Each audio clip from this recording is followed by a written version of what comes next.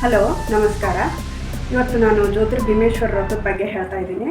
ಈ ವ್ರತ ಯಾಕೆ ಹೆಣ್ಮಕ್ಳು ಮಾಡಬೇಕು ಅಂತಂದ್ರೆ ಅದಕ್ಕೆ ತುಂಬ ದೊಡ್ಡ ಕಾರಣ ಇದೆ.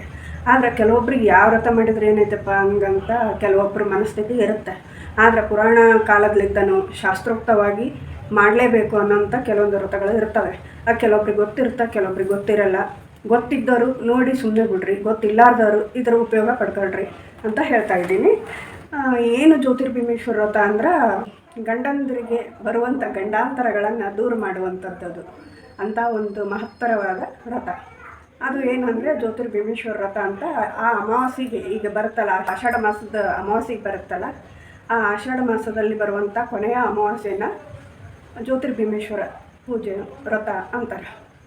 ಹೀಗಿರುವಾಗ ಆ ಪೂಜೆಗೆ ಒಂದು ಫಸ್ಟ್ ಕತೆ ಹೇಳ್ತೀನಿ ಕೇಳ್ರಿ. ಆ ಕತೆ ಏನು ಅಂದ್ರೆ, ಅದು ಶಾರ್ಟ್ಕಟ್ ಒಳಗೆ ಹೇಳ್ತೀನಿ. ಕತಿನ ಪೂರ್ತಿ ಹೇಳಿದ್ರೆ ತುಂಬ ದೊಡ್ಡದೈತಿ, ಅದಕ್ಕೋಸ್ಕರ ಶಾರ್ಟ್ಕಟ್ನೊಳಗೆ ಕತೆ ತಿಳಿಸ್ಕೊಡ್ತೀನಿ. ಒಂದು ದೇಶದೊಳಗೆ ಒಬ್ಬ ಮಹಾರಾಜ ಇರ್ತಾನೆ. ಆ ರಾಜಾಗ ಒಬ್ಬ ಪುತ್ರ ಇರ್ತಾನೆ. ತುಂಬ ದೊಡ್ಡದಾದಂಥ ರಾಜ್ಯ ಅದು. ಹೀಗಿರುವಾಗ ಆತಗೆ ಸಾವು ಬಂದಿರ್ತಾ ಮಗ್ಗ. ಈತಗೆ ರಾಜಾಗ ಏನು ಆಸೆ ಇರ್ತಾ ಇರೋದು ಒಬ್ಬಕ್ಕೆ ಮಗ, ಅದನ್ನು ಮದುವೆನ ಅದ್ದೂರಿಯಾಗಿ ಮಾಡಬೇಕು ಅನ್ನೋದು ಸಹಜ, ಅದು ಇದ್ದೇ ಇರುತ್ತೆ ಯಾರಿಗಾದ್ರೆ.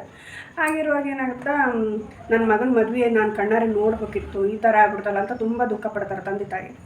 ಹಂಗಿರುವಾಗ ಏನಾಗುತ್ತಾ, ಡಂಗ್ರ ಬಾರಿಸ್ತಾರೆ. ಏನಂತ, ಅರ್ಧ ರಾಜ್ಯ ಕೊಡ್ತೀನಿ, ನನ್ನ ಮಗ ಸತ್ತಿದ್ದಾನೆ, ಆ ಸತ್ತಂಥ ಮಗನ ಯಾರು ಮದುವೆ ಆಗ್ತಾರೆ ಅವ್ರಿಗೆ ಅರ್ಧ ರಾಜ್ಯ ಕೊಡ್ತೀನಿ ಅಂತ ಹೇಳಿರ್ತಾನೆ. ಇದು ಎಲ್ಲ ಊರಿನಾಗ ಎಲ್ಲ ಕಡೆ ಹಬ್ಬತ್ತೆ ದೇಶದಾಗ. ಅವಾಗ ಒಂದು ಊರಲ್ಲಿ ಒಬ್ಬ ಬಡ ಬ್ರಾಹ್ಮಣ ಇರ್ತಾನೆ, ಒಂದು ಹಳ್ಳಿಯೊಳಗೆ. ಅವರಿಗೆ 4 ಜನ ಹೆಣ್ಮಕ್ಳು ಇರ್ತಾರೆ. 2 ಗಂಡ ಹೆಂಡ್ತಿ, 4 ಮಂದಿ ಹೆಣ್ಮಕ್ಳು. ಆದ್ರೆ ಒಂದು ದಿನ ಉಂಡ್ರೆ 1 ವಾರ ಉಪವಾಸ ಇರ್ತಾರೆ. ಅಷ್ಟರ ಮಟ್ಟಿಗೆ ಬಡತನ ಇರುತ್ತೆ ಅವ್ರಿಗೆ.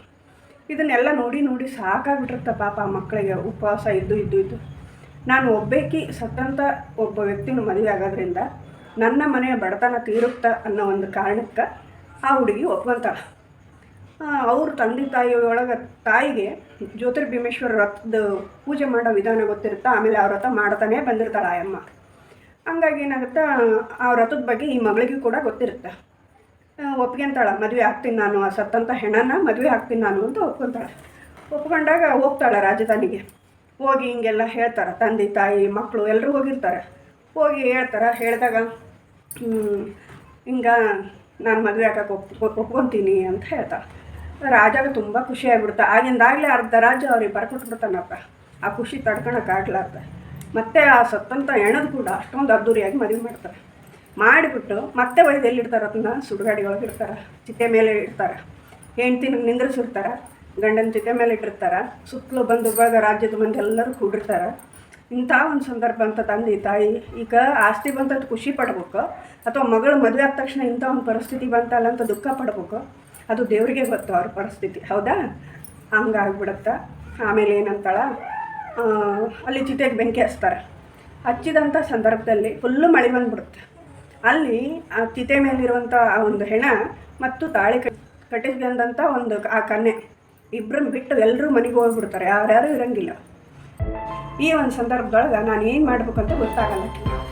ಆಮೇಲೆ ಅತಗಂತ ಕುಂತಾಗ ಒಂದು ನೆನಪಾಗುತ್ತೆ, ಇಲ್ಲ ನಮ್ಮ ತಾಯಿ ಜ್ಯೋತಿರ್ಭೀಮೇಶ್ವರ ವ್ರತ ಮಾಡಿದ್ಲು, ಇಲ್ಲೇ ಆದರೂ ಚಿಂತಿಲ್ಲ, ನಾನು ಅದನ್ನು ಮಾಡ್ತೀನಿ ಅಂತಂದು ಅಲ್ಲೇ ಇರುವಂಥ ಆ ಕಾಡಿನಲ್ಲಿ ಸಿಗುವಂಥ ಕಲ್ಲು, ಮಣ್ಣು, ನೀರು, ಆಮೇಲೆ ತಪ್ಪಲಗಳನ್ನು ಎಲ್ಲವನ್ನು ತಗೊಂಡು ಒಂದು ಕಲ್ಲನ್ನಿಟ್ಟು ಇವರೇ ಜ್ಯೋತಿರ್ಭೀಮೇಶ್ವರರು, ಉಮಾಮಹೇಶ್ವರರು ಅಂತ ತಿಳ್ಕೊಂಡು, ಆಮೇಲೆ ಅಲ್ಲಿರುವಂಥ ಕಡ್ಡಿ, ಆಮೇಲೆ ಎಲೆ ಬಳ್ಳಿಗಳನ್ನು ಅರ್ಪಿಸಿ ಎಲ್ಲ ಪೂಜಾ ಪದ್ಧತಿಗಳನ್ನು ಮಾನಸಿಕವಾಗಿ, ಅಂದ್ರೆ ಲಲಿತಾ ಸಹಸ್ರನಾಮದ ಕೇಳಿರಲ್ಲ, ಭವಾನಿ ಭಾವನಾಗಮ್ಯ ಭವ ಅರಣ್ಯ ಕುಟಾರಿಕ ಅಂತಂದು, ಅದರಂಗೆ ಭಾವನಾ ರೀತಿಯಿಂದ ಆಕಿ ಆ ಪೂಜೆಯನ್ನು ಭಕ್ತಿನಿಂದ ಮಾಡಿರ್ತಾಳೆ.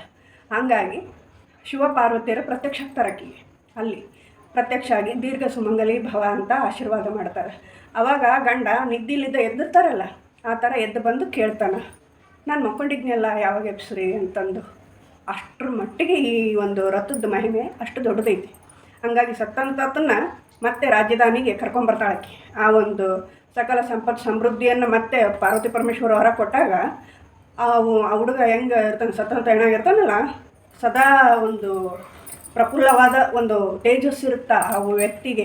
2 ಗಂಡ ಹೆಂಡತಿಗೆ ಅಂಥ ಒಂದು ವರ ಕೊಟ್ಟು ಅವರಿಬ್ಬರಿಗೆ 100 ಕಾಲ ಚೆನ್ನಾಗಿರ್ರಿ ಅಂತ ಆಶೀರ್ವಾದ ಮಾಡಿ, ಸಕಲ ಸಂಪತ್ತು ಸಮೃದ್ಧಿಯನ್ನು ಕೊಟ್ಟು ಯಶಸ್ವಿಯಾಗಿರ್ರಿ ಅಂತೇಳಿ ಆಶೀರ್ವಾದ ಮಾಡಿ ಕಳಿಸ್ತಾರೆ.